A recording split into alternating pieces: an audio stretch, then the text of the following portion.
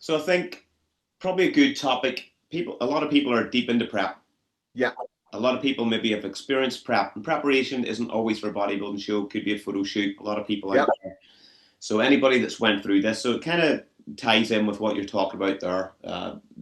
The deeper that you go into deficit, it's controlled starvation. Is terminology that yeah, yeah, people would yeah. use, and obviously it is. And I think that there's like these internal alarms once you start getting into Mm, really low territory in terms of body fat. yep, What are the mechanisms? So we'll approach this from two sides. sure.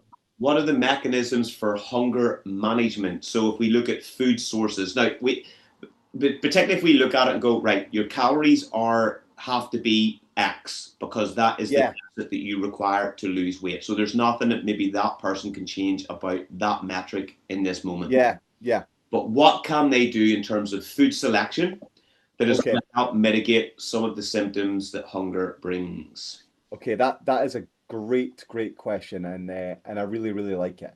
So there's a few things here to start with, right? You need to set up some ground rules for a conversation like this, right?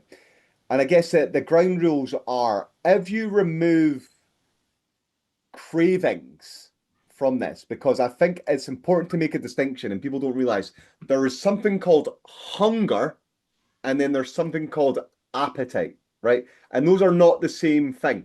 Okay. So a microorganism like a bacteria survives purely to replicate, and it will consume resource in its environment purely to meet its physiological needs, right? Quite complicated. Animals do a similar thing, right? Whereas appetite, that's a hedonistic desire.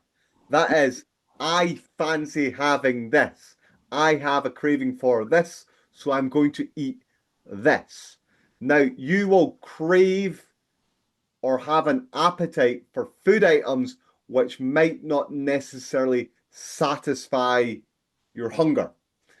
Likewise, under certain physiological conditions, e.g., starvation, you might have hunger signals which cross with appetite, which persuade you to go for food items which are particularly calorie dense, which things like sweet things to take on nutrient really quickly, but that might not have a strong hunger signal either. So there's two things going on there, right? So you've got a signal that says, right, I need to go and eat this. I need to get as much calories in my body as quickly as possible to fit to fill a need.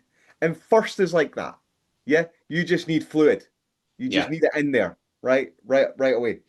Right. So that there's those two that important distinction. So we're really talking about what will satisfy hunger and not will satisfy a craving ultimately at the end of the day. Does that make sense, James? Oh And it yes. probably throws up more questions as well. Yeah.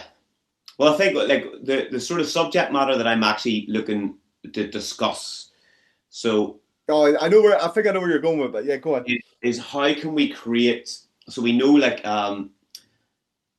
even like expansion of the gut is Yes, creates yes, a signal and yes, profile via the vagus nerve back to the hypothalamus in the yes, brain as we discussed yes, yes, before. There's other mechanisms of communication that go via the bloodstream, yes. the blood-brain barrier. So whenever you're hungry, you're getting these signals back to the brain. Yep.